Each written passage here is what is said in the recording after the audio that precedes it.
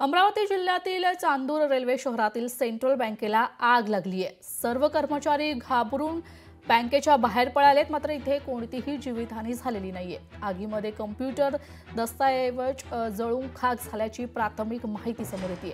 घटनास्थळी अग्निशमक दल दाखल झाले। आग विझवण्याचा आटोकाट प्रयत्न सुरू आहे।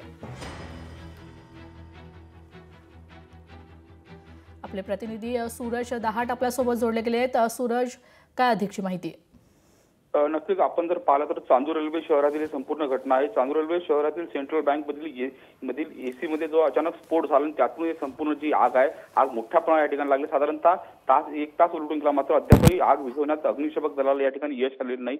या ठिकाणी जर पाहिलं तर स्थानिक चांदूर रेल्वे नगर परिषदची जे अग्निशमक दलाचं जे वाहन या ठिकाणी बंद पडलं होतं, मात्र ते आता काही वेळापूर्वी या ठिकाणी पोहोचलेलं आहे। तसेच लगतच्या तिवसा आणि अमरावती शहरातील सुद्धा या संपूर्ण अग्निशमक दलाच्या गाड्या या ठिकाणी पोहोचायला या ठिकाणी सुरुवात झाली आहे। एकूणच जर पाहिलं तर या ठिकाणी आग लागल्यामुळे ज्या बँकेमधून असलेले बँकेतले कर्मचारी आणि ग्राहक जे संपूर्ण बाहेर पडले होते, या ठिकाणी काही कळण्याच्या आतच जे आहे जे आगीने रौद्र रूप या ठिकाणी धारण केलं होतं। मात्र अद्यापपर्यंत या ठिकाणी कुठल्याही प्रकारची जीवितहानी झाली नाही। मात्र जीवितहानी झाली नसली तरी मात्र यामधील बँकेमधील काही कॅश आणि काही महत्त्वाचे कागदपत्र आणि कॉम्प्युटर पूर्णपणे जळून खाक झालेले आहे। आता जर आपण जर पाहिलं या ठिकाणी पोलिसांचा देखील मोठ्या प्रमाणात या ठिकाणी पोलीस बंदोबस्त तैनात करण्यात आलेला आहे आणि बघ्यांची गर्दी मात्र या ठिकाणी मोठ्या प्रमाणात या ठिकाणी निर्माण झालेली आहे आणि अद्यापपर्यंत तास उलटून गेला, मात्र अद्यापपर्यंत या आगीला विझवण्यात यश आलेलं नाही।